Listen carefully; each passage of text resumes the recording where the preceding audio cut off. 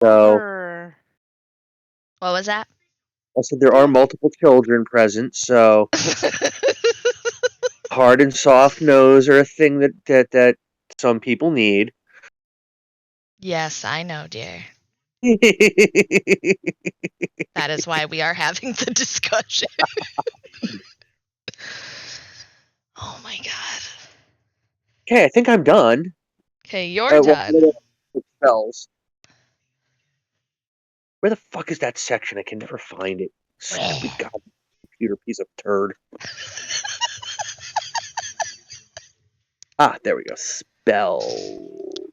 Spells. I feel so.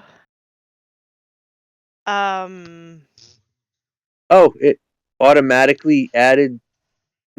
What? Oh, there we go. Manage spells. I was gonna say you need to manage spells. Yes, hello, Slevin. Mommy loves you. I don't get cantrips? It's not right.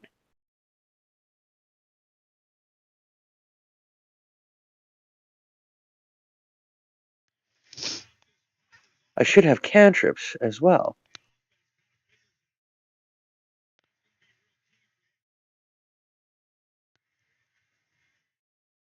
The only reason, like, example, Liliana had cantrips is because of her race, because she's a drow. Like, level 1, that was the only reason why she had cantrips, because she's a drow. And being a drow came with cantrips. All spellcasters have cantrip spells like Sacred Flame and whatnot that they can use. And I'm looking at the spells, and I only have first level spells here.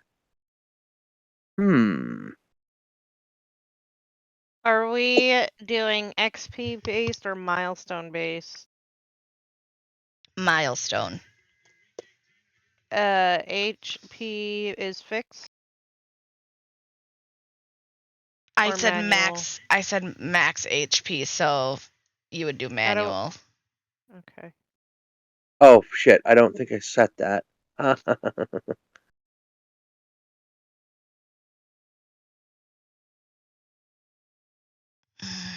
Nope, it's right. Where the fudge is my damn Using cantrip? encumbrance or not? Not for coin weight, but for everything else, yes. Okay. Ooh, I like it. I don't know what I haven't done yet, but okay. What is it saying you haven't done? It's not telling me. Well, what is it telling you when you think you're telling done? me that it's incomplete. There we are. It didn't save! Rip. It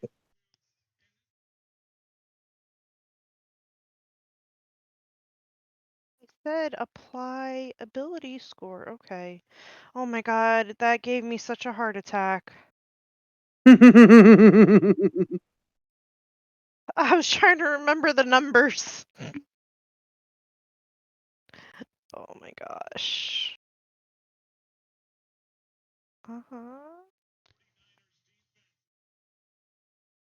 Levin, why you do?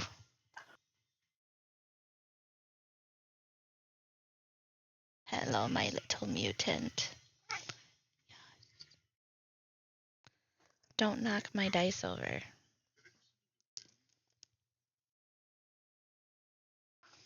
There we go.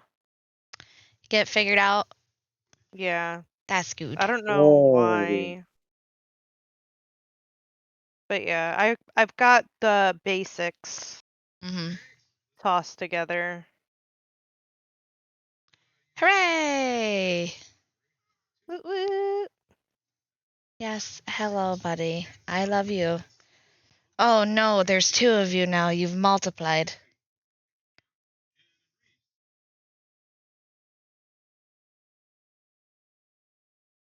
Eli, are you done yet? I'm still looking at it, making sure it's fully done.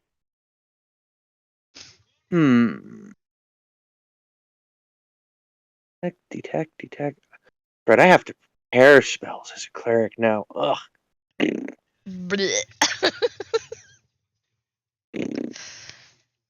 I concur with that.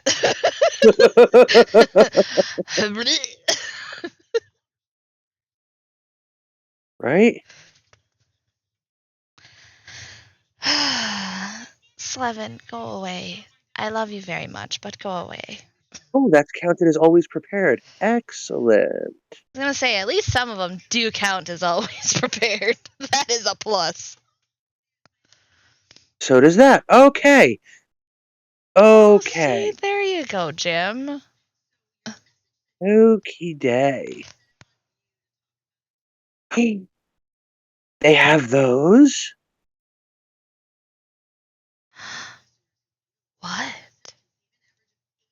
The inflict wounds variant for for life clerics. Mm-hmm. Ooh. How many prepared spells do I get? I get 3 prepared spells. Yeah. Only have 2 spell slots, but I get 3 prepared spells. Mm-hmm.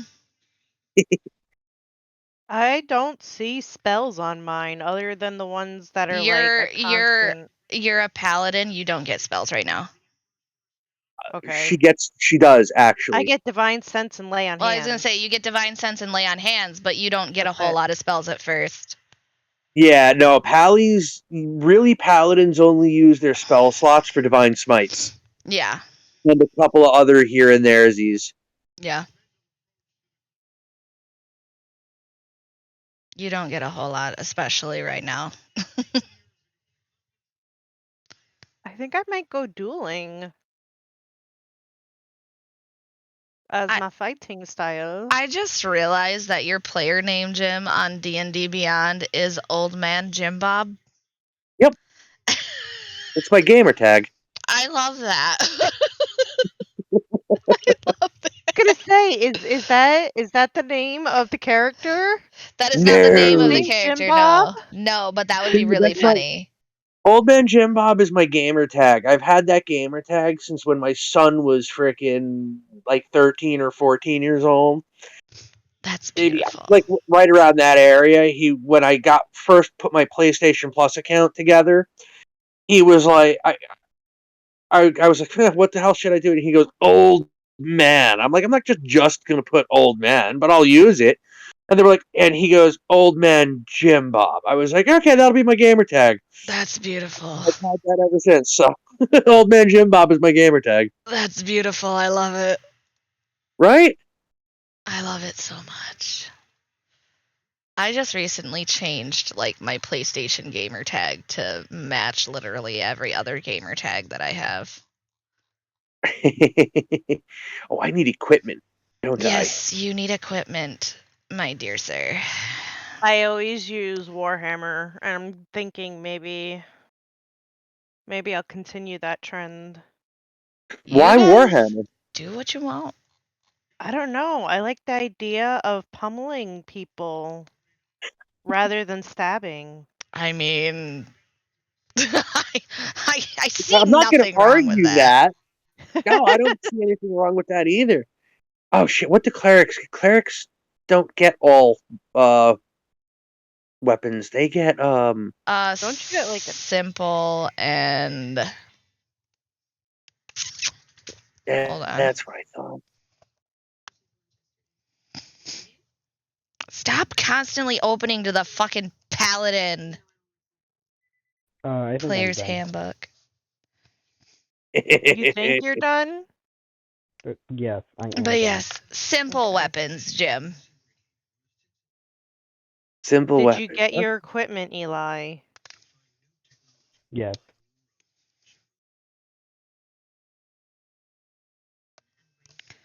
You have proficiency in light and medium armor and shields. Blah, blah. Jim. No, heavy armor? Why didn't cleric? Well, oh, I have to take a feat for that, don't I? What? To get plate mail as a cleric. Probably.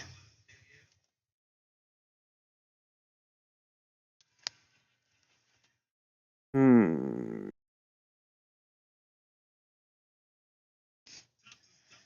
Where the fuck is the button that puts me back in the stupid place? Oh, there we go. That's the button, I think. Nope, I'm wrong. You know what me mean? Huh? I said, you know what me mean?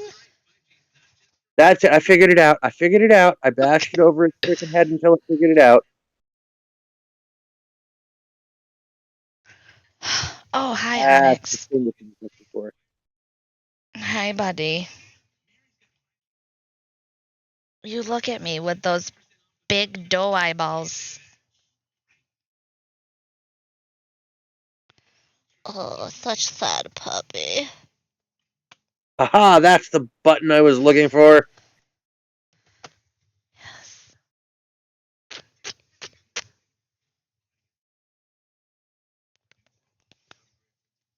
You look so pitiful.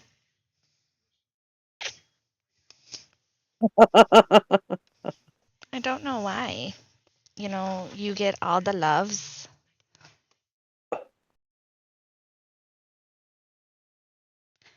I apologize. You're going to hear me talk to my animals while I'm waiting. Well, we're all done. Almost. I was I'm going to just say, getting my Jim equipment is still together. doing stuff. Oh, I'm just getting equipment together, but my characters Yeah, that's what I was like, we're all done with that done. stuff. I mean, Okay, I well, thought that's what we were waiting for. if we want to discuss our soft and hard no's and soft and hard yeses, obviously with Curse of Strahd, it is a horrible game. Wouldn't know yet. Yeah. Curse of Strahd brings a lot of not just gothic horror, but with, like, for example, with the Van Richten's Guide to Ravenloft, which is a new, like, addition for Curse of Strahd. You can bring in things like slaughterhouse, cosmic horror, body horror, I'm trying to remember them all.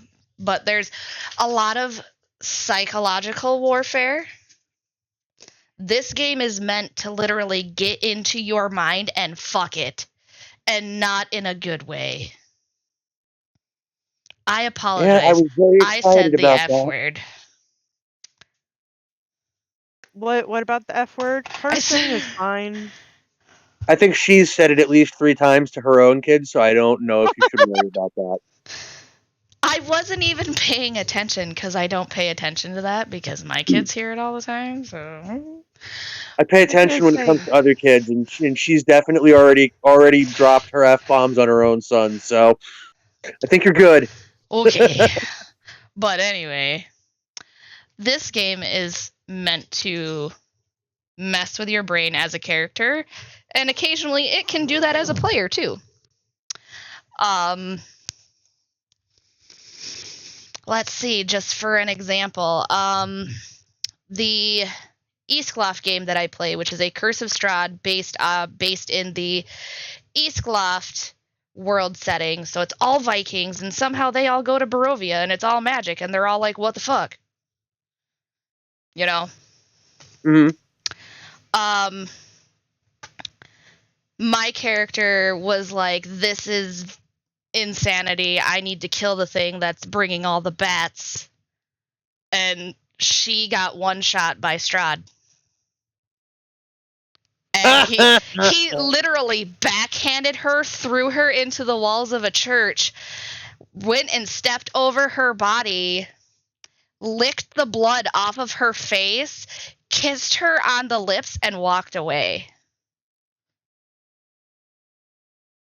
And that's why you don't go to dinner with a master vampire when it asks. It was horrifying. Onyx, no, you were just outside. Come on. Stay.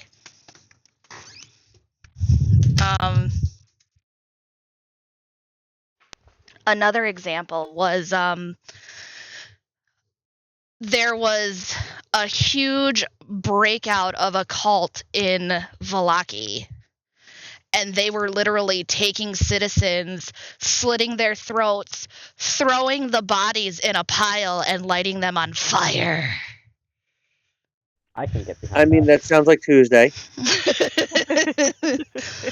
I'm just saying, things like similar to that can happen. If that is a hard no for you, then let me know. If there are things that are hard no's for you that I do not mention, and you don't want, you're not comfortable with the others knowing, you can DM me your hard and soft no's. Again, I'm going to lead that discussion with there's no such thing. I knew you wouldn't have issues. Yeah, I don't care how fucked up you get. It's something I've never thought of or role played before. Yeah. So yeah, go right ahead. If everybody else has issues with things, go right ahead. Well, this will be Eli's first campaign, so I don't think we've actually gotten into a place where I felt so uncomfortable that I felt like it's a hard no. I will say this. Again, like Lovely has said, Curse of Strahd does include rape, sexual assault, attempted, and done. I will not allow that. I don't give a shit who you are. I do not allow that. So, right. That is things that will not be happening. Now, certain areas of torture, I know I personally am okay with. Again, I knew Jim would have no issue with things like this. This is really up to you and Eli. Torture does not bother me. Body horror does not bother me. But things like that may bother you guys. So I need to know. I'm fine with all of that.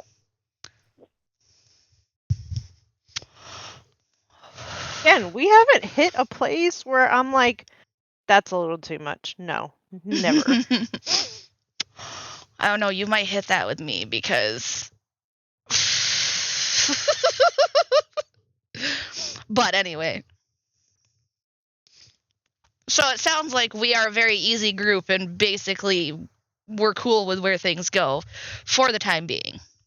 If you're ever uncomfortable, feel free to DM me and let me know, and we can pause and then we can move on from that.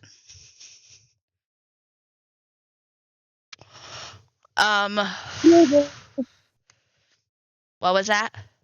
I said, you're okay. Okay. I'm finishing a cigarette right now. But if you guys want to run a little bit tonight, we can do that. If you guys are comfortable with starting tonight a little bit, we can do that. The only thing I can really say for Eli with Curse of Strahd is, again, obviously, it's a messed up game. Let's just say fine with it, so. Your gods don't matter, your convictions don't matter, nothing matters.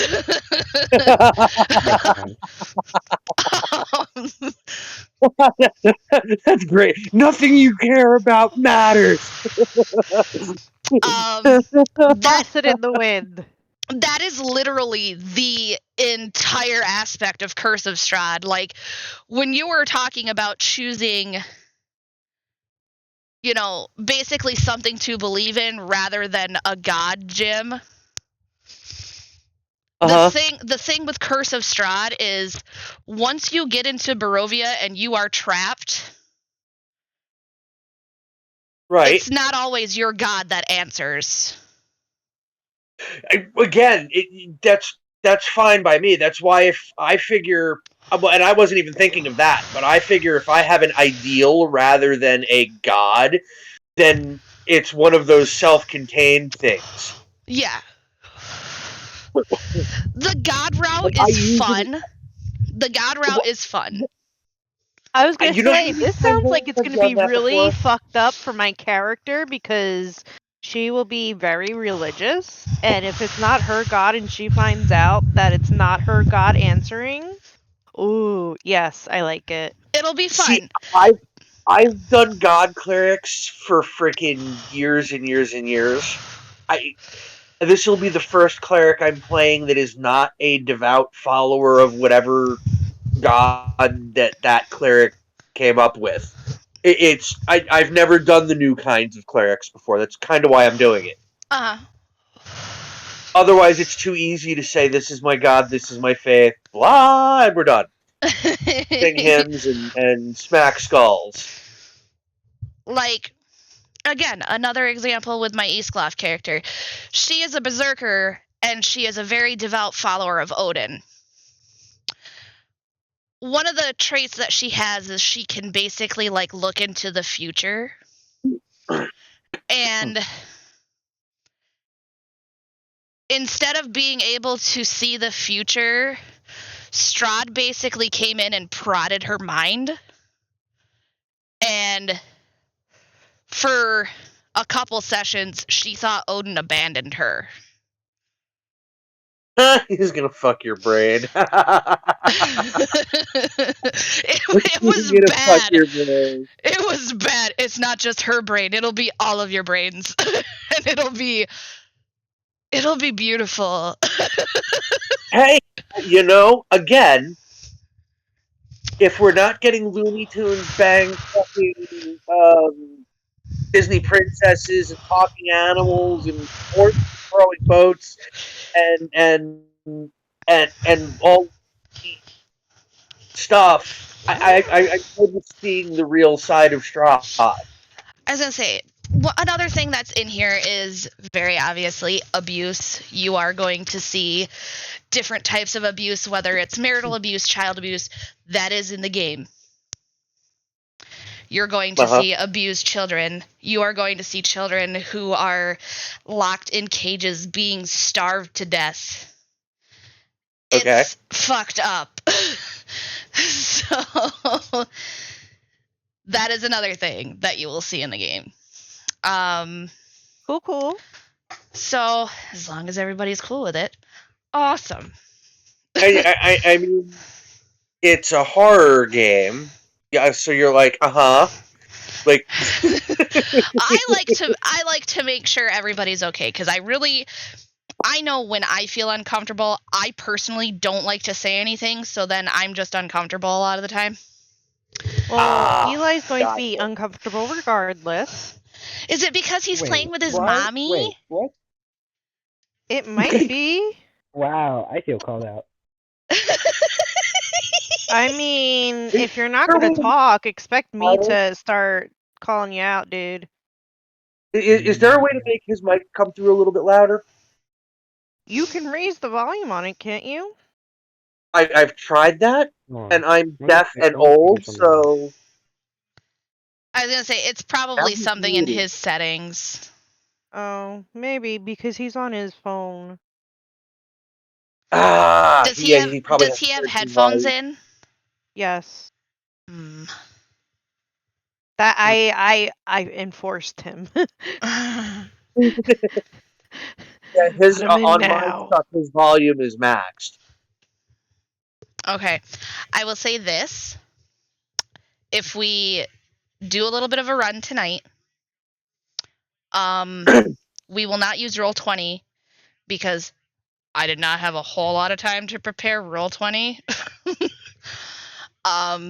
But here's another thing we need to discuss. Schedule. How do we want to do this? Do we want to do this weekly, bi-weekly, monthly? It depends on you, DM. I am cool with doing this weekly. I am free every week. So I mean, the biggest thing in my schedule is whether it's PlayStation or Oculus. Mm-hmm. I mean, yeah, that's it. I don't have schedule issues. Okay. Actually, I we should don't say have anything set. We don't have anything that's like a constant thing over the weekend. So unless it's like somebody's birthday or a holiday, which we already passed. You know, I'm not really spending a whole lot of time. I will always try to let you guys know if something happens. Like, I already know in October for a weekend, we are going to Ohio for a wedding, most likely, because my husband's best friend is getting married. So we'll be going to a wedding that weekend. So there would be no game that weekend. But that's way in October, so. Yeah, that's so far in advance, I'm going to forget it exists for now. Exactly, so it's fine. But I will try to, if something happens, like say one of my kids gets sick or something, I will, if it happens early enough in the day, I will let you guys know way beforehand. Okay. But I mean, other than that, if, I will try to let you guys know as far in advance as life will allow. Okie That is dokie. all one can ask for. Oh, drink. So tonight will be basically theater of the mind. Have fun with your imaginations. Because Roll20 won't be prepared until next week. So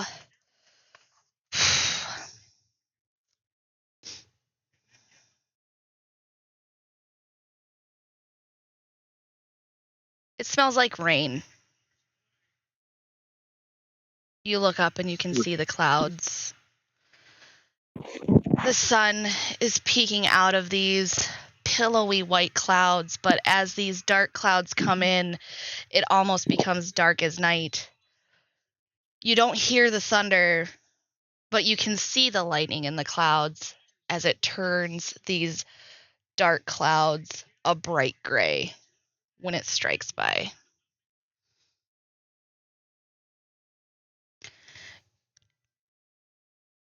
You all happen to be in this random little town, just randomly on your travels. So what are you guys doing? We'll say it's mid-afternoon. In the town that we're in? Yes. Mid-afternoon, rando town. Some rando little town that you're in. I'm probably at a tavern drinking. Yeah, I would guess either at the tavern trying to get a room for the night. Actually, yeah.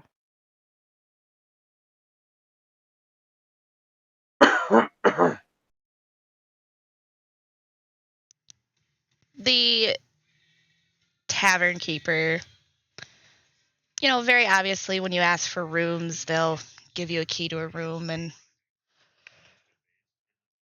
each of you sees one another.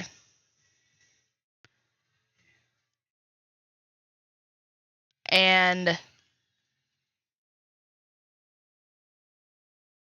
I need a pronunciation for your name, Tanya, for your character name. You could just call her Lana. It's Okay. Lanak. Okay. That's what I want. That's what I was gonna say. But I didn't want to be an a-hole. You're fine. The tavern keeper, when he sees you, okay, Eli, I want you to.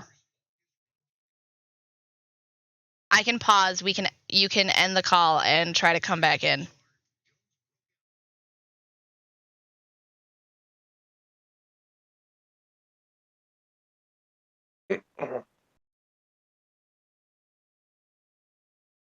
Because currently you have yourself muted. Well, I know that. Your mic's working. I was gonna say your mic's working. Yeah. Oh, is it? It sounds a bit louder now. A little louder. Cool.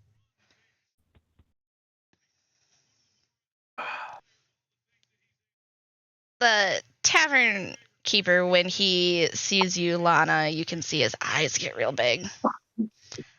Well, we don't get much of your type in here.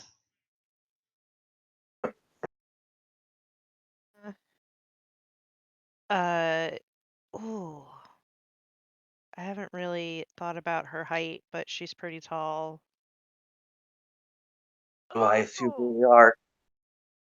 Yeah, I was gonna say because Goliaths usually are, and she's kind of towering over everybody, and she has this big presence.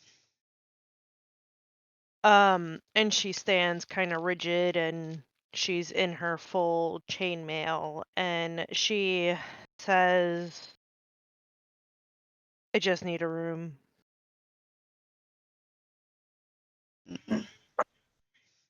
Right to the point, I suppose. No stories. Nope, she's very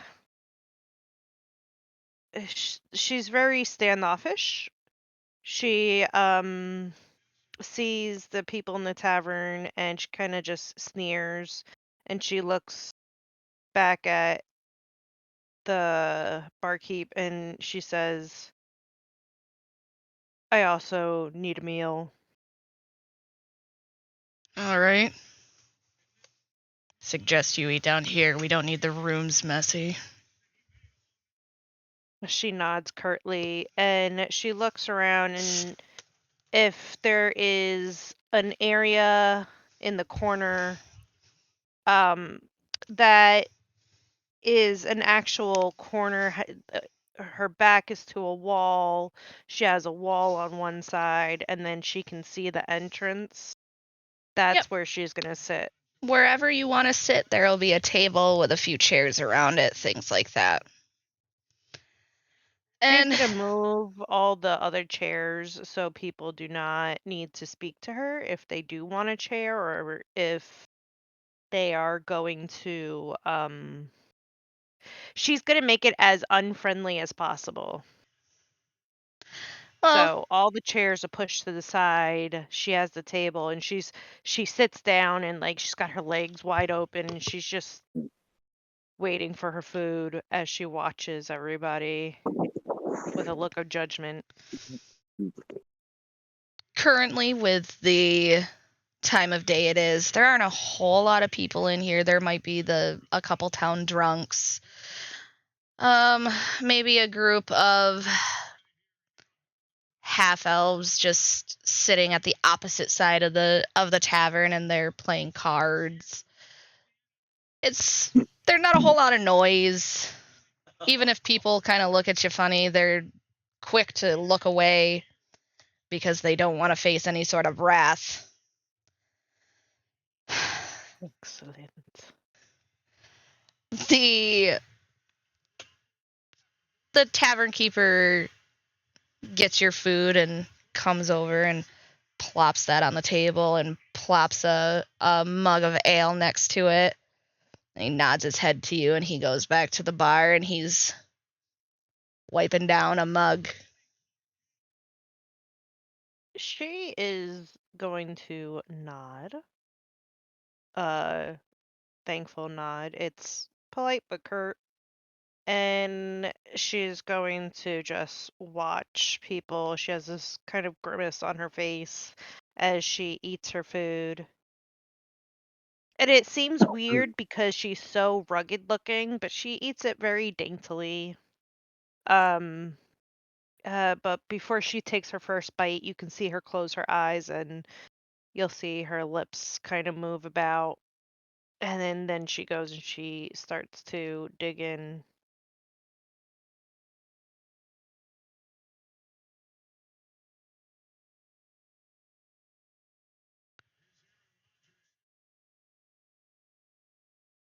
As the tavern keep is washing mugs, Jim is your character at the bar, you said? Oh, yeah. He's trying to talk to somebody. Loud type, boisterous, holding a conversation with whoever is going to listen. He's going to be talking to somebody. Complete opposite of Lana.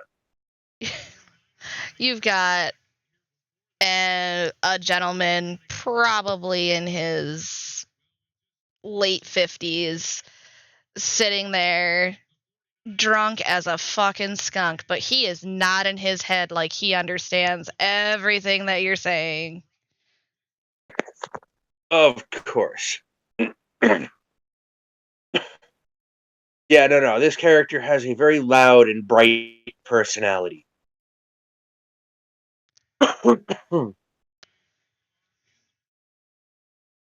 Eli, what is your character doing?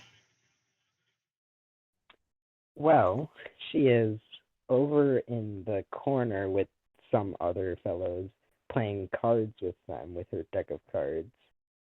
And she's being quite, like, she's silent, but she says a few things here and there, while the other two are, like, boasting and laughing. As the other two are boasting and laughing, one of them goes, "Hey, barkeep! Let's get another round for the table." And the barkeep goes and he fills up a few mugs of ale and he brings them over and he gives the two their drinks and then he plops one right in front of you. And he looks at you and he goes, "You doing any good tonight? Hopefully you're winning a little bit of gold, but from the sounds of it, you're losing pretty good, little one." I've gotten a bit of gold and lost some. Well, I'll just say a little word of good luck for you to the gods. Maybe they'll bring in more money for you. Hopefully. And he turns and he goes back to the bar and goes back to cleaning a mug.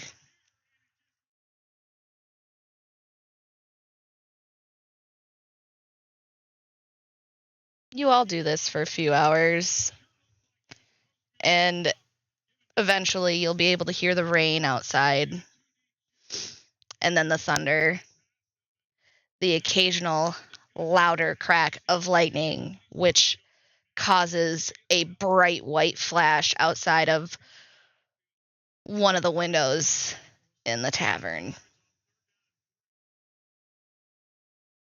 Dinner time rolls around. And if you guys order food, you get food. You can see that the tavern starts to fill up a little bit around dinner time. You can hear people laughing and chanting, and there might be a random half-elf bard in the corner who's singing a playful tune as he plays his lute. And you can see, because all of your passive perceptions will hit it, you can see that he glances and he seems to stare at each one of you for a little longer than he probably should before he looks around the room.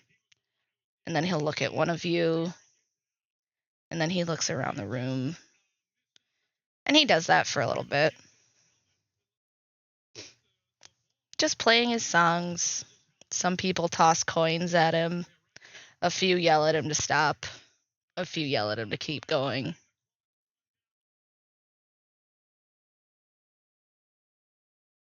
What do you do when you notice somebody giving you long looks? Lana is just going to mean mug the dude. Oh. And if I can like do an insight check, she's going to try to figure out like whether or not he's friendly or foe. Feel free to do that insight check. That's 12. You can tell just from looking at him, he is not malicious in any way. It's not even a flirtatious look at anyone. It's a look of curiosity. Or maybe it's almost like he knows exactly what you're going to do or what you're thinking.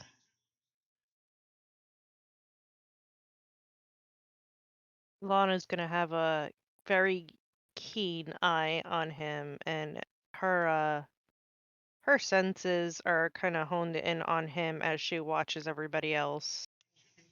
So if he was to move, she can see it out of the corner of her eye and whatnot.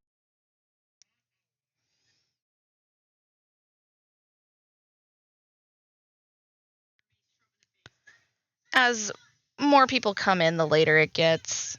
You start to hear people talking about daily activities in the town.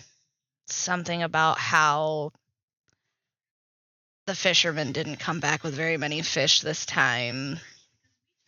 One of the farmers' pigs and a cow died, but they're not sure how it died because there's no marks, but they were young.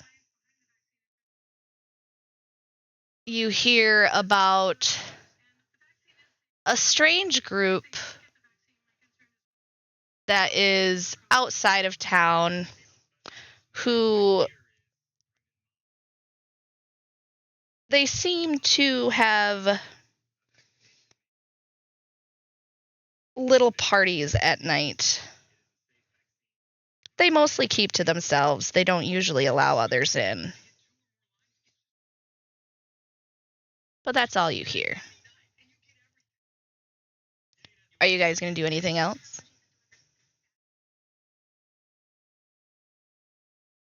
Lana is, once she's done eating and she gets her second round of ale, she is going to head up to her room for the night.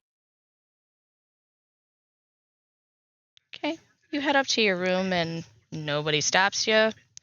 Nobody bothers you. That room is yours.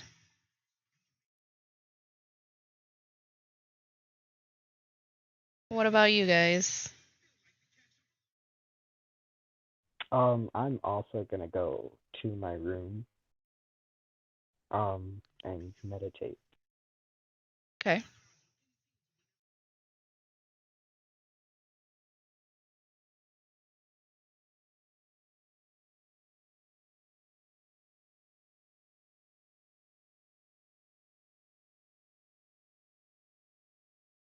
And what is your character doing, Jim?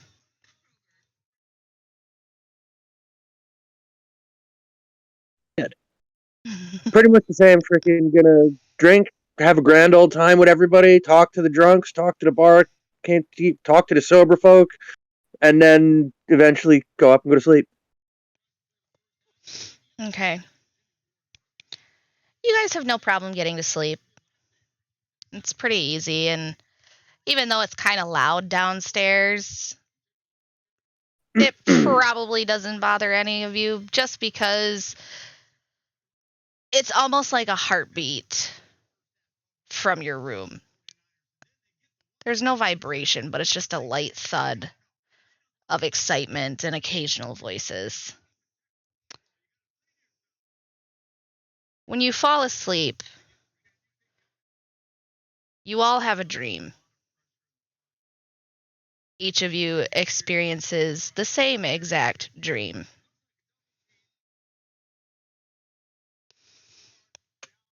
When you come to in this dream, you find yourself in this blackness surrounded by a thick, choking mist. Each step that you take to try and get out of this mist becomes heavier and heavier as you try to find a way out.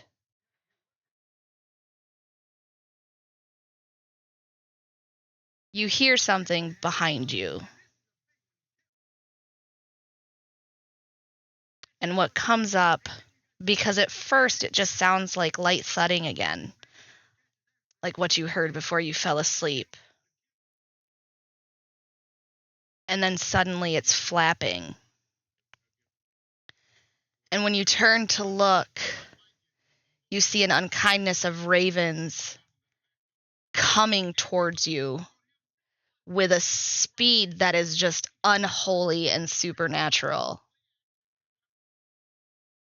What do you do?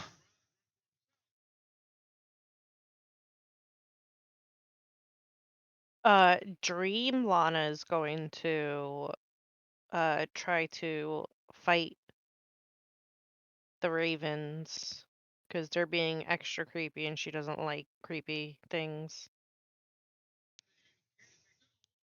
Are they also in the dream though? The other characters?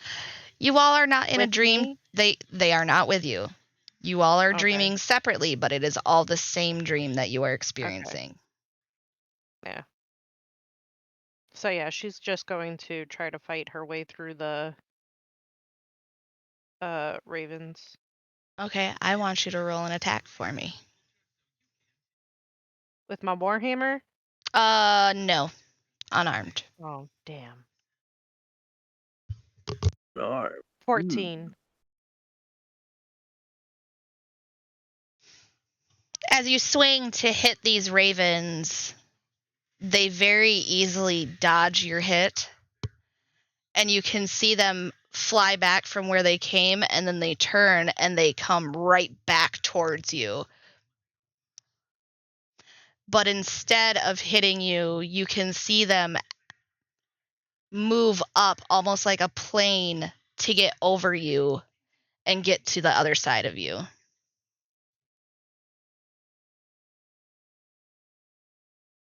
Do you turn to see where they're going? Well, if she sees that they're not trying to hit her, she's going to fall into a lane. I was going to say a laying down position, but she's going to kind of get on a bended knee and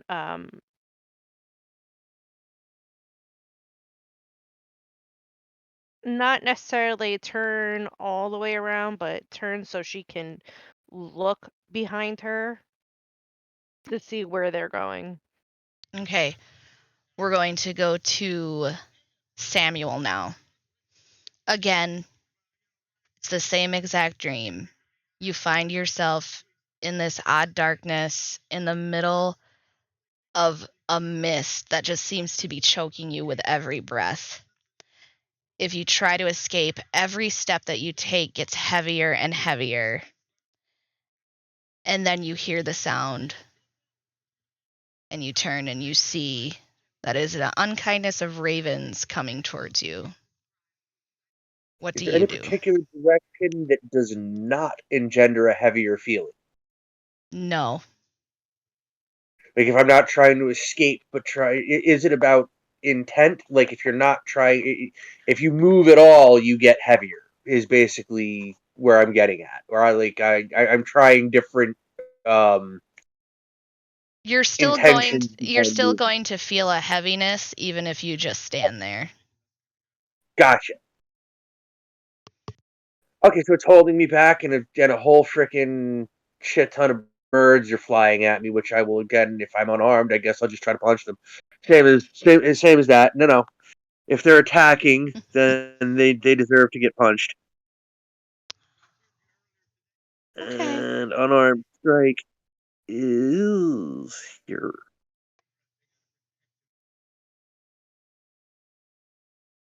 Oh, that was damage. Hold on, where's the actual roll of my jiggy button?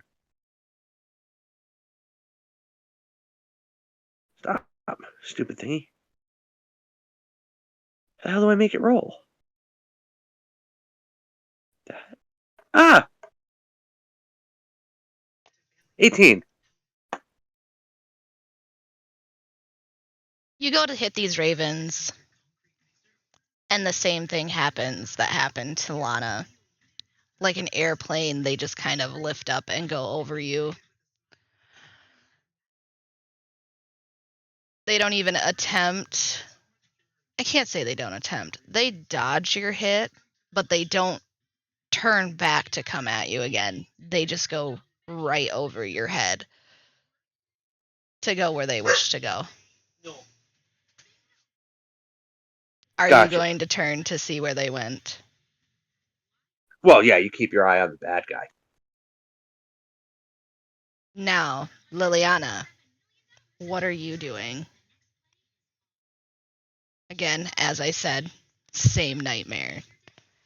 You're suddenly in this area with a choking mist, and you see ravens coming at you. Well, first of all, I say, what the fuck, and then just stare. As you stand there, you can see that the ravens, while at first they start coming at you at full speed, you can see them slow a bit as they get closer to you. And when they look like they're about to hit you square in the chest, they break off into 2 different groups and go around you. And you can't count how many there are just because it seems like there's one right on top of the other.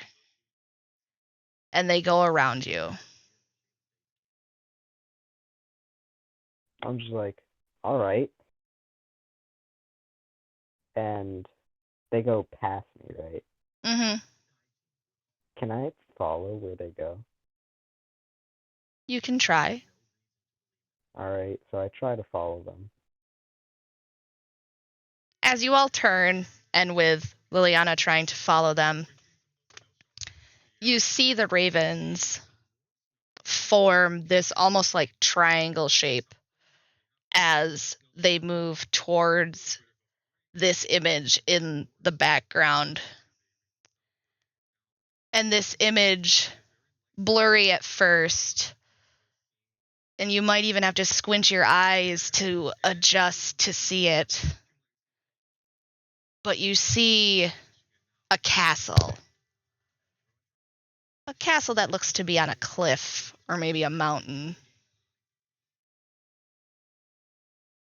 And as you sit there and you stare, you can almost see a figure encased in a red light. And the eyes glowing red, staring right through you. You hear a dark laughter.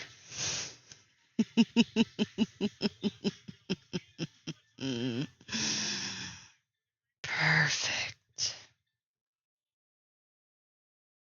And as the sound fades, the castle disappears. And you're left in this mist before you hear a sudden cough. And the sound of an old woman begins to fill your ears. A great destiny awaits you, my friend. If your curiosity is piqued, seek out the blind one. He will bring you to me. And there I will tell you of your fate and this enemy that awaits you. For now, I leave you with this gift. And you hear a snap. And that's when you wake up.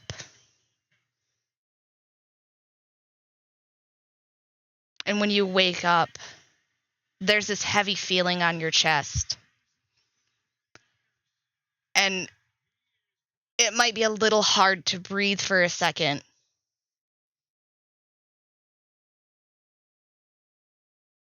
But once you gather yourself, you feel something in your hand.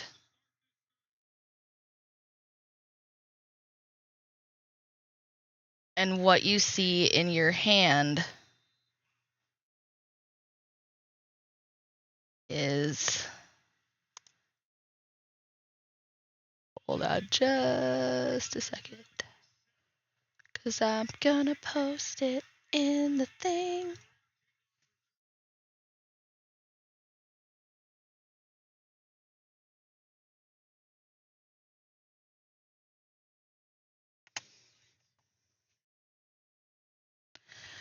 You see a card, and on one side, the card is blank.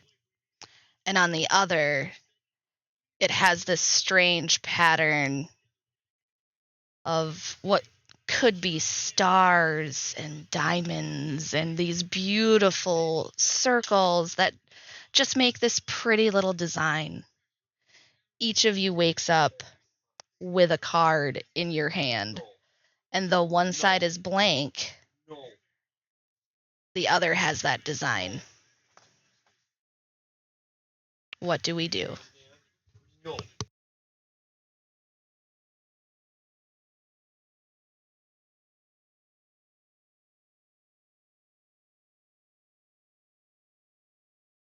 pocket the card and get ready to go about my day.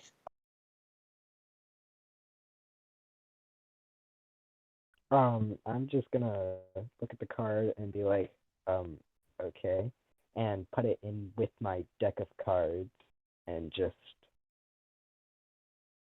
also carry about my day.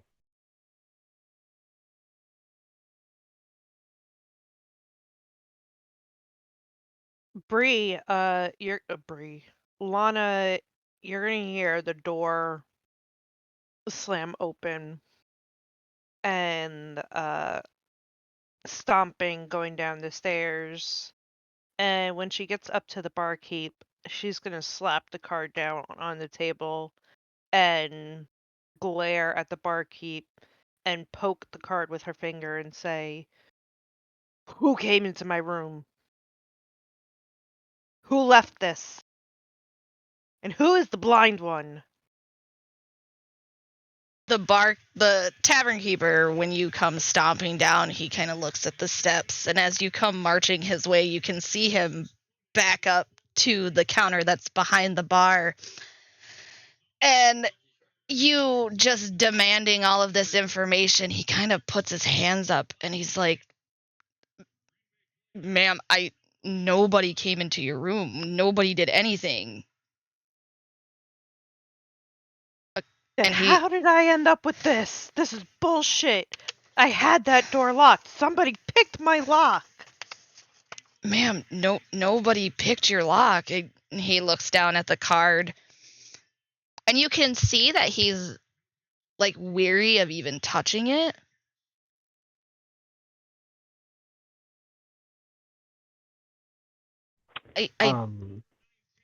Go ahead. Oh, Liliana's gonna come down from her room and she sees that Lana. That Lana is holding the card, and she takes out her pack of cards and takes that card and is like, "Wait a minute, huh?"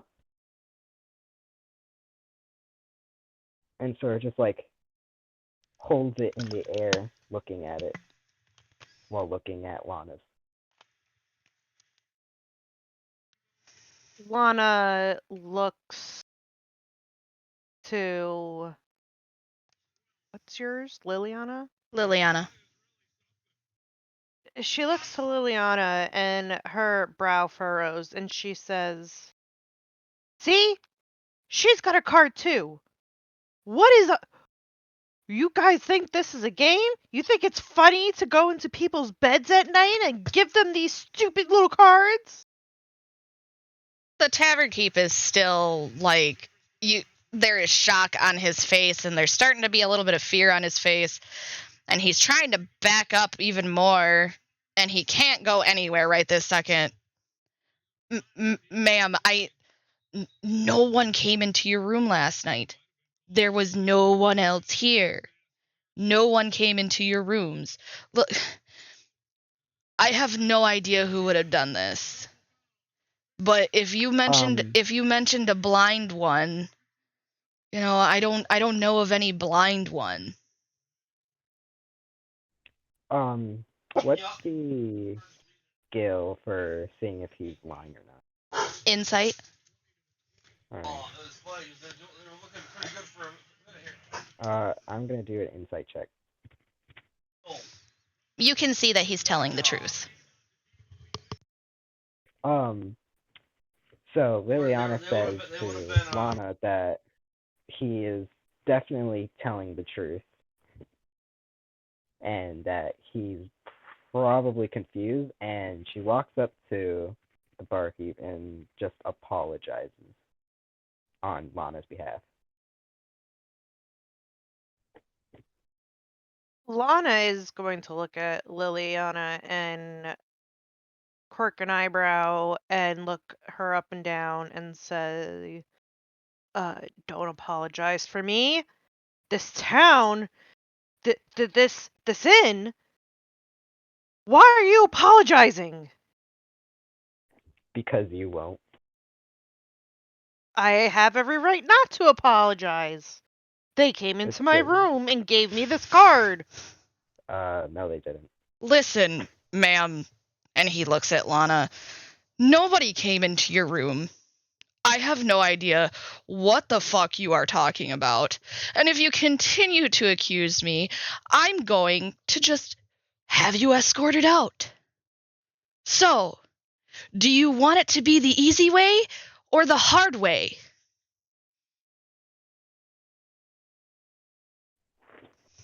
Oh, Liliana looks at Lana. It's just like, let's just leave.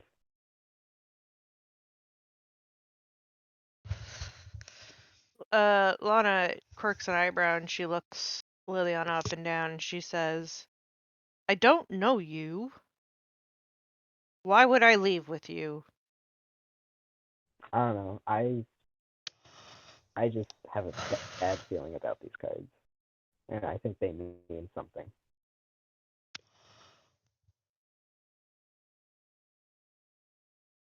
Lana looks at the barkeep. She looks him up and down and she says, I'm watching you.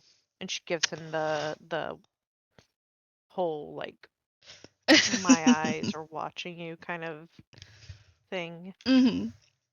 And she starts to back up. Jim, what is Samuel doing? Does he see all of this?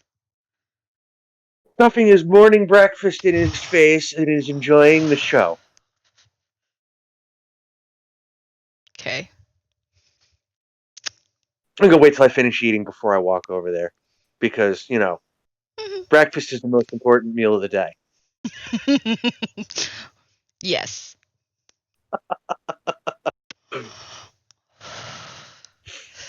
As Lana and Liliana are messing with the barkeep and Samuel is eating his breakfast, you see two young men walk into the tavern.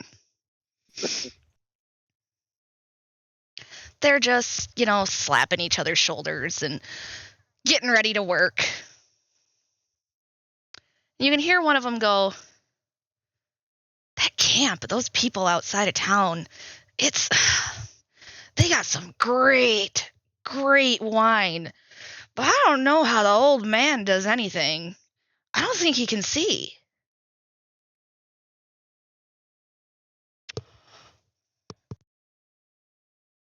Did you just say he can't see? Were you eavesdropping on my conversation? Apologies that I was. I couldn't help but hear you. Yeah, I guess his caravan or whatever the fuck you want to call it, they call him the Blind One.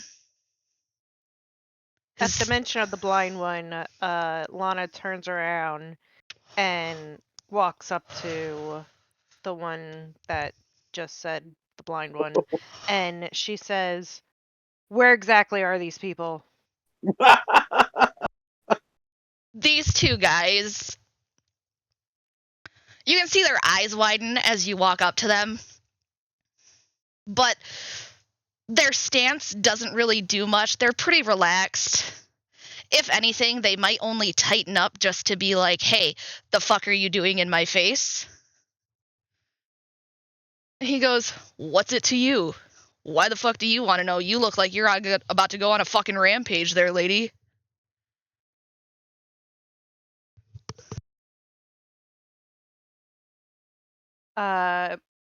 Lana just takes her card and she says, I believe that group entered my room last night. Somehow, some way. And she gets real flustered and she backs up and she says, I need to know where they are. Well, until you calm your ass down, I ain't telling you shit. They're not bad people, and they don't leave their fucking caravan. So no, they probably weren't the ones who fucking gave you that stupid ass fucking card. You've probably been carrying it with you for a while. And you can see he looks at his friend. Come on, we got to get to the back. And they basically just walk around you. Before he can leave, Bree grabs him by the shoulder and she turns him towards her. And she stares him in the eyes and she says, "Now listen, I don't appreciate the obscenities. And I don't appreciate how rude you're being. Just tell me where they are." He looks at your hand and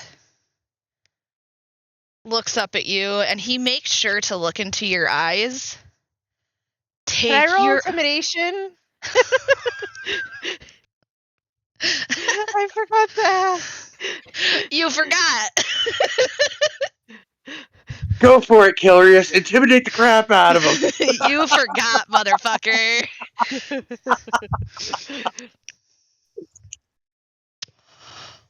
I will let you do it this one time. Next time, try to remember. 11. You did not intimidate this man.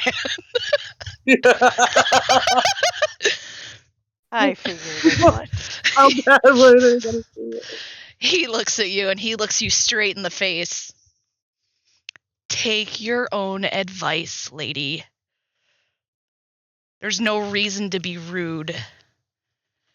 And he, pulls himself out of your grasp and continues walking to the back. As he walks away, she says, "All I did was ask a question." You hear the tavern keeper. "It's the way you asked the question, ma'am. You didn't ask, you demanded." She turns to the barkeep and she gets this confused look on her face and she says, "I do not understand what you are saying. I just need to know where these people are. They know where they are and they will not tell me. Do you know where these people are?" They won't tell you because you're demanding an answer and not asking. If you want to know where they are, I know where the caravan is. But with the way those people are, they probably won't be up for a little while. And I don't suggest waking them. You might as well get some shit done around town before you go see them.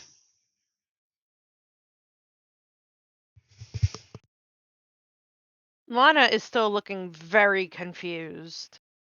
And she says, "I am sorry for earlier. Obviously, it was not you.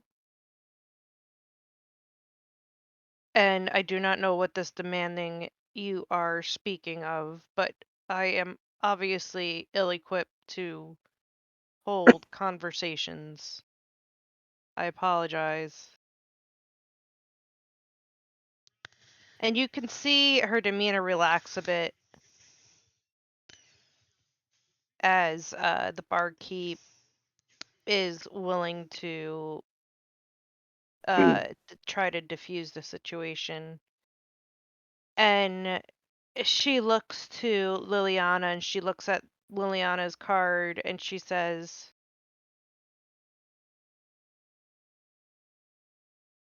"I would appreciate it if you could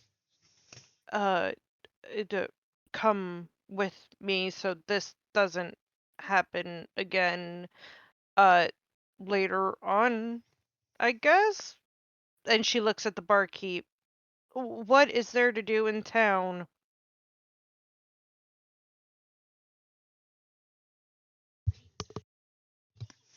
The tavern keeper goes back to washing a mug. He says, "You can get weapons sharpened. I know somebody here. There's a lady who makes different elixirs and poultices and things of that sort.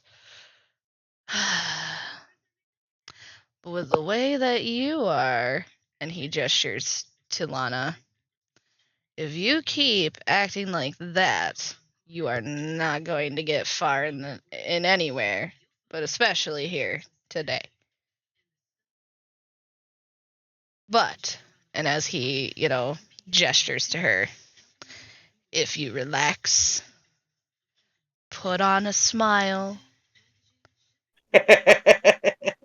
and be polite to the people of this town, you won't have an issue. Again, she looks very confused, and when she smiles, it kind of looks like the Beast when he smiles.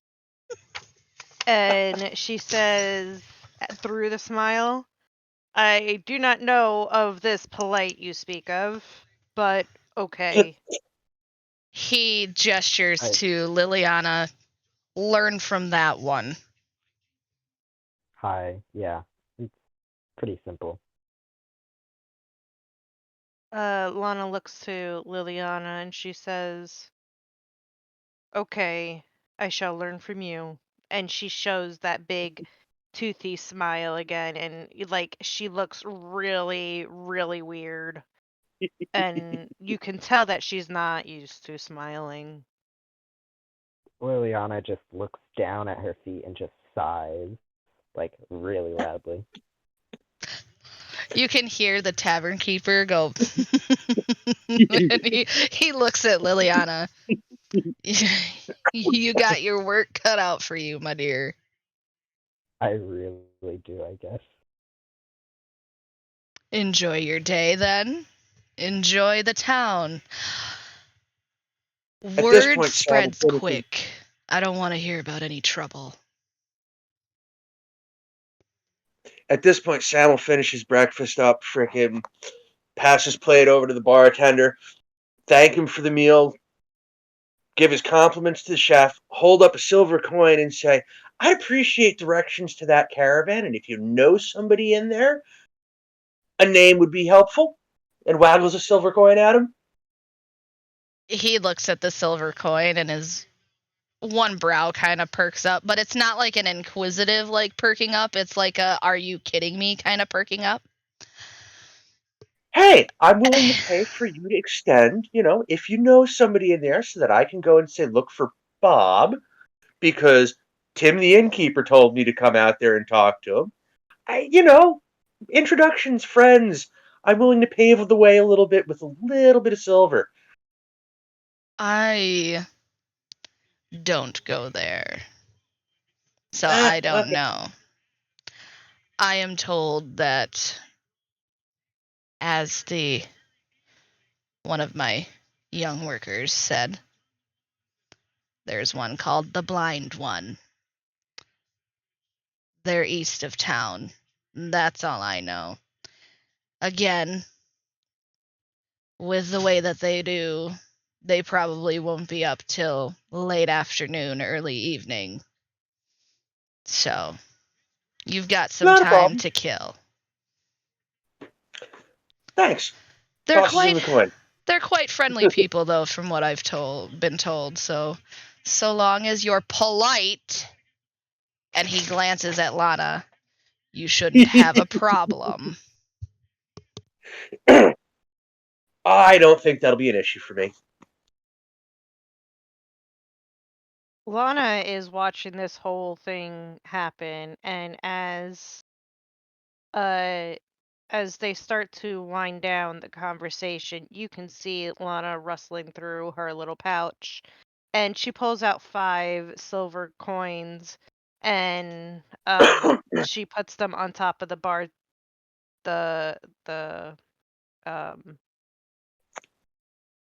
tabletop, and she says, yes, thank you for the information. And she looks to Samuel and she says, sir, please, if you are going to go to them as well, I would appreciate it if I could join you on your journey there. He'll walk up to the table and go, "Sure, my name's Samuel, but you can call me Sam." Hold out his hand. Lana looks to Sam, and she looks down at his hand, and then back up to his face, and she looks really weird, but she holds out her hand, and she says, "Lana." Shakes her hand enthusiastically, and turns to Liliana and repeats the process. Lana, when Sam grabs her hand, she kind of holds it tightly at first and then realizes he's just going to shake it, and she says, "This is weird. What are you doing?" Standard human greeting.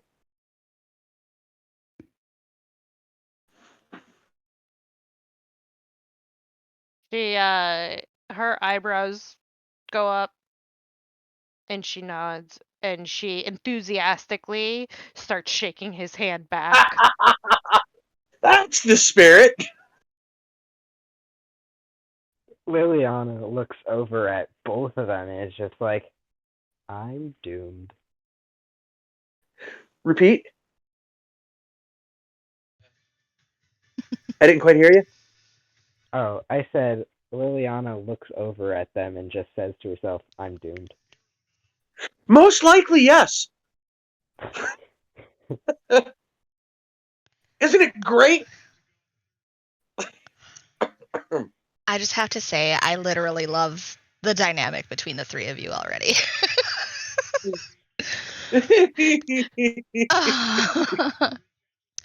So, it's probably around 8 o'clock, 8:30 maybe in the morning. You guys won't get to see the caravan until at least, because it's about fall time, close to winter. And so you probably won't see them till at least 5, 6 o'clock in the afternoon. So unless you guys want to role play any sort of shopping or getting to know each other, we can skip ahead to that.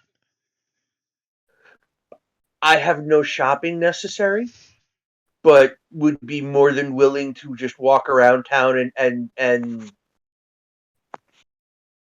see sights and meet everybody. Lana is going to follow and study very carefully how he interacts with the world as she watches people in that kind of are they friend or foe type of watching. Mm-hmm.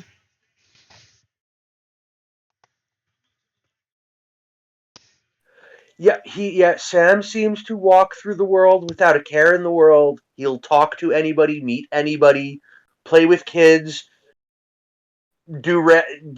he just is a very friendly individual.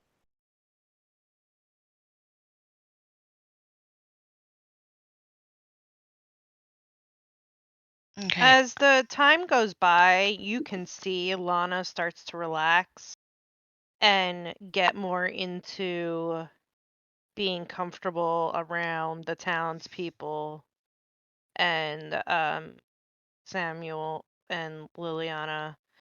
And she even seems to be a little charismatic when it comes to the children. She plays with them. If they're playing with a ball, she'll play with the ball. She'll kick it lightly enough so that it doesn't go flying or it doesn't deflate. She'll let them climb on her arm and she'll do like an elevator type of thing because she's super tall and super buff.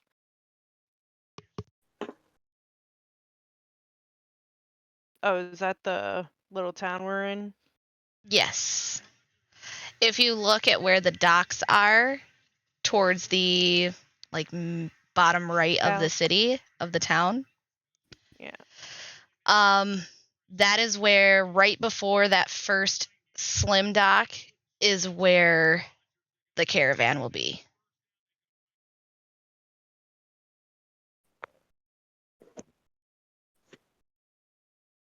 Gotcha. As Lana is moving about towards the end of this, she looks to Sam and Liliana for approval as she starts to become a little bit more engaging with everybody.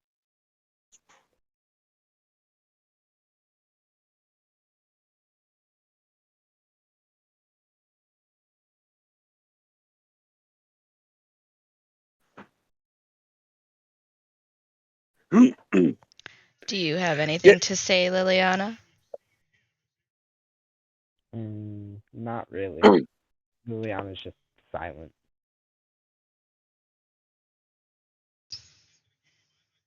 Okay. What were you going to say, Jim? Nothing. Okay. As you guys do this, and the kids are just loving it, and you can see when the kids run up to their parents, who have worried looks on their faces when they see a giant woman playing with their children.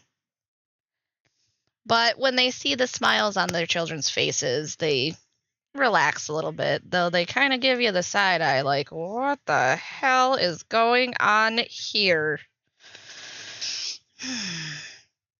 Walking through the town, obviously, Lana and Liliana are going to get some looks. Especially a Goliath. Not many of those are seen. So. Every time one of the guys looks at me, I just kind of slightly unsheathe one of my blades. Yeah, when they notice that, they make sure to instantly look another way. And as the day progresses, and you'll see people of various shapes and sizes. You'll see a dwarf at a forge. You'll see some gnomes working in, a tinker's shop. You'll see an elf woman and a human male working in an alchemy shop. And as the day winds down and you can hear people talking about what they're going to do for the night, you see a young couple, and you can hear the young woman. She's like, oh, that's Stanimir. He has such beautiful stories. How does he come up with all of those stories? And you can hear her partner, I don't know how that old man lived through all that shit. And how does he know some of the recent stuff? How does he see? Well, maybe his little friends tell him, or his daughter. Maybe she tells him. And you just hear this in passing as the sun gets lower and lower in the sky.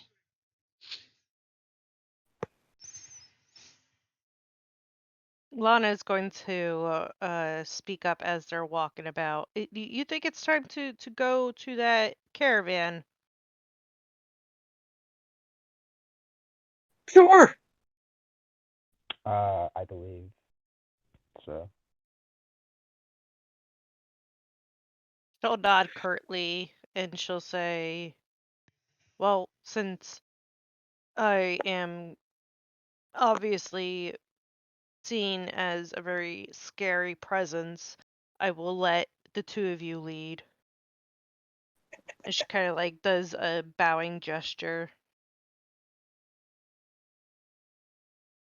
As you guys walk through town and the sun finally falls behind the walls of the city, it gets fairly dark, and you come out of the town and you're looking left and right and straight and up and down and trying to figure out where this group is. And suddenly, a bit behind you and to the left, you can see a bright, flickering light. It looks like a campfire.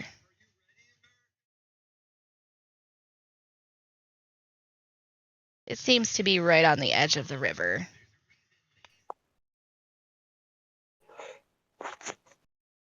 If you follow and try to go towards this light, you will see a dozen men and women gathered around, maybe a few of them dancing around a large campfire. They seem to be in good spirits. A few of them are singing, while others find happiness in their flasks and their wineskins. There are 3 barrel-topped wagons that are parked at odd angles, and tied to a nearby stump are half a dozen draft horses wearing bright coats with bangles and tassels.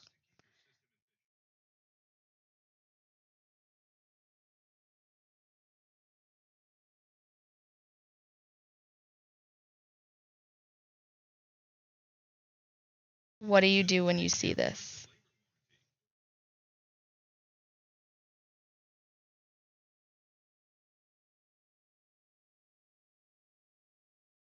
I mean, I'm just going to keep walking towards the people. Lana's And, hold following up a suit. hand and wave ahead of time and do the old holy campfire freaking thing so that you don't startle people at a campfire.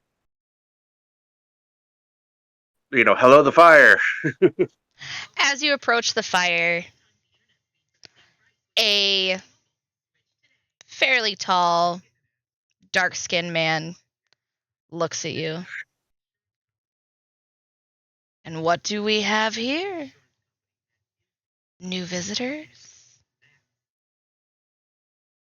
Ratka. Exactly that.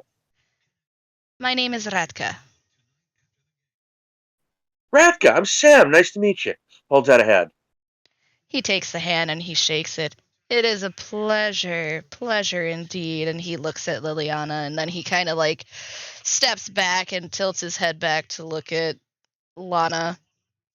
Seems you keep fun company.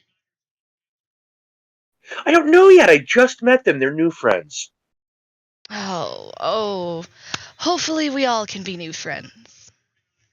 Exactly. Come. Stanimir was just about to tell a story. And as you guys come in and you're led to the circle of the campfire, you're offered a seat, each of you, and you're offered mugs of wine. And when Ratka goes into the group, you see him approach this very, very old man. And when his head turns to look at Ratka, his eyes are completely clouded over. You see him perk up at the mention of visitors. So he comes over. And Ratka stays close to him, as well as a young woman who has her arm looped with the old man's. I hear we have new visitors. And who might you be? My name's Sam. Pleasure to meet you. Oh, a pleasure indeed. Are there more of you? Yes, there are. There are 2 more. And I motion for the ladies? My name is Liliana. It was a pleasure to meet you. A pleasure indeed. Lana is kind of stiffly, and she bows to Thanamir, and she says, My name is Lana, sir. And she bows and she says, I have a question. The old man nods his head, and you see his daughter laughing next to him. She goes, they look so cute. And they treat you like royalty, Papa. And you can see the old man just... Listen, how about we save the questions for later?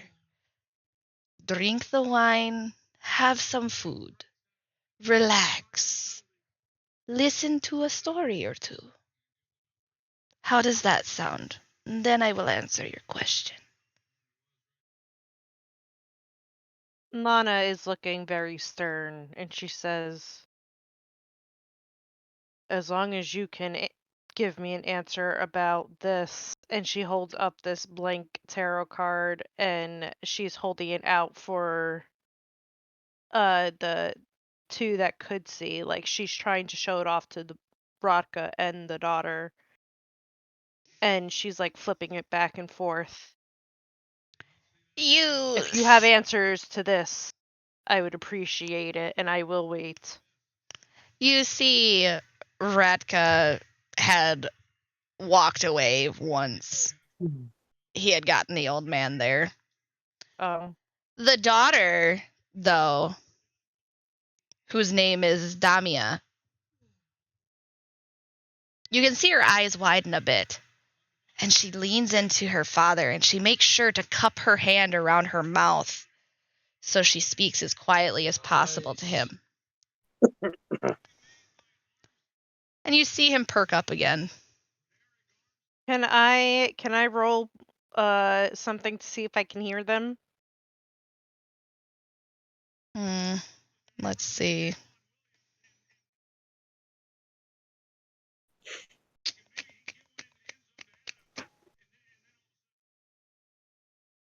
I mean, I guess you could try and roll an investigation. Just to see if you can hear him. No. I got a 5. I hear nothing. Yeah, you hear you hear pss, pss, pss, pss, pss. Can I try to do the same thing? You are more than welcome, yes. Okay, it was... Now, it's investigation, not perception? We're doing investigation just because you're trying to listen really hard. Oh, I'm not, so then I'm not going to bother rolling. 12. Oh, you were so close. You were so close. Again, you just hear pss, pss, pss, pss, pss, pss, pss. And you see the old man perk up. Oh. It seems we may have a quest on our hands. I will tell you about what you have received. But I want you to eat and to drink and to listen to the stories of the Vistani. Do we have a deal? Lana nods and says, agreed. Good, good. His daughter, Damia, steps away from him to grab him a wineskin and very gingerly hands it to him, and he takes it and he takes a big swig of it. And he thanks Damia before she comes over, and she sits right in front of the three of you as she looks up at her father. Oh, Papa tells the best stories. When he takes another swig of the wineskin, he turns and he spits it into the fire. And as he does, the flames that were burning bright orange turn to an almost sickly green. As the flames dance and they sway, a dark shape appears in the bonfire's core. We come from an ancient land whose name is long forgotten, a land of kings. Our enemies forced us from our homes, and now we wander the lost roads. And as he says this, you can hear and see the other Vistani that are around him kind of go, oh, and they cry out. The dark shape in the fire takes the form of a man being knocked from his horse, a spear piercing his side. One night, a wounded soldier staggered into our camp and collapsed. We nursed his terrible injury and quenched his thirst with wine. He survived. When we asked him who he was, he wouldn't say. All he wanted was to return home. But we were deep in the land of his enemies.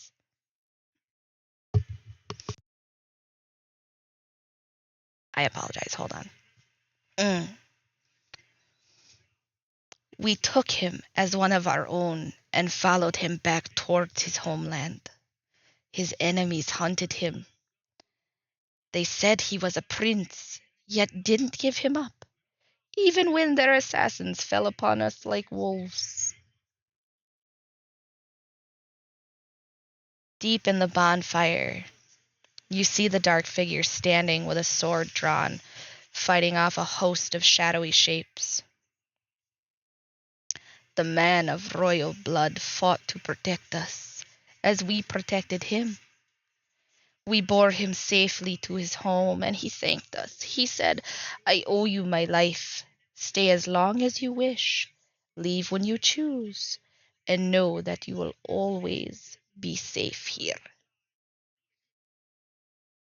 The figure in the dancing fire vanquishes its final foe, then disperses in a cloud of smoke and embers. The old man's face becomes a somber mask, and he seems to stare into nothingness as he speaks. A curse has befallen our noble prince, turning him to a tyrant. We alone have the power to leave his domain. We have traveled far and wide to find heroes to end our Lord's curse and put his troubled soul to rest.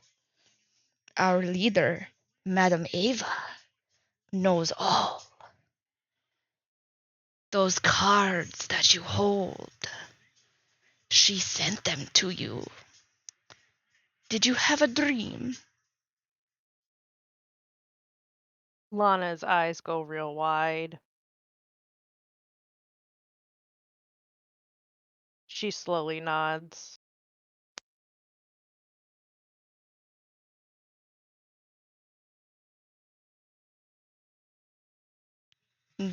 Damia is kind of watching the three of you, and she sees Lana nod. She goes, apparently one has had a dream.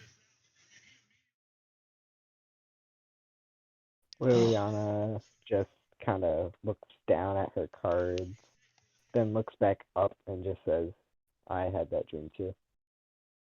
Oh, it looks like we have 2. 3. Oh, 3! I like this one. Can we keep him? You can hear the old man chuckle. Only Madame Eva knows what those cards stand for. We do not know, but we can take you to her if you wish.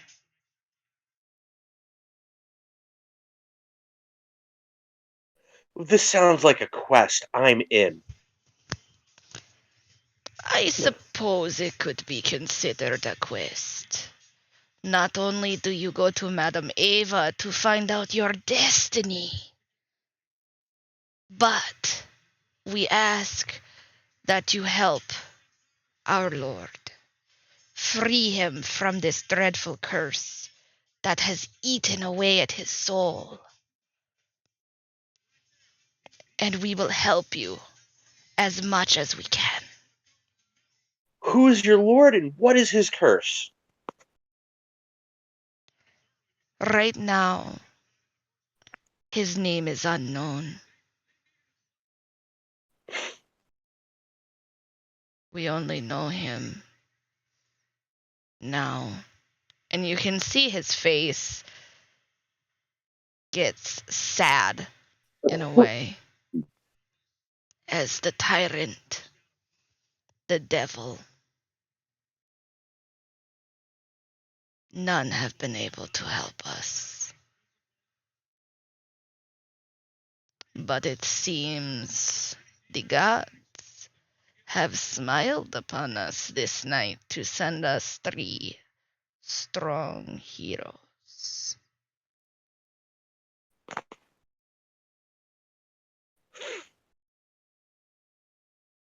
Bree is going to nod curtly, and you can see her kind of reach underneath her chainmail and rub what looks like something pinned to her undergarment.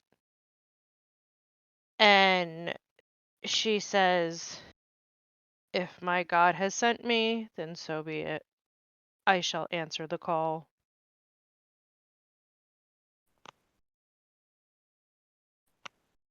Then it is settled.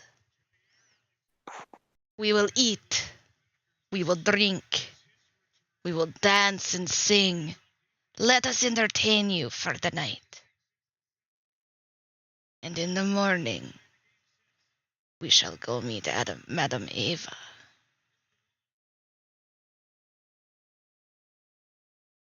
And you can hear the other Vistani. They cheer and they're happy and they're banging their wineskins and their mugs together and they're shoving dried meat and a soup and bread into their mouths. They're just so happy and excited that somebody is going to help them.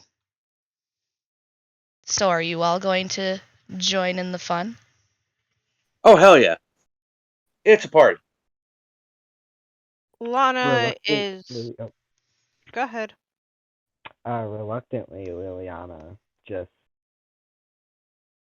says sure and then joins them. Lana seems a little perplexed, but she remembers some gatherings before she left her tribe, so she'll start off with drinking to kind of loosen her up before she starts to get in on the tribal dancing, and she's moving as much as she can in her chainmail, and as the night progresses, you'll see that she's taken off bits and pieces that is kind of getting in the way of her dancing.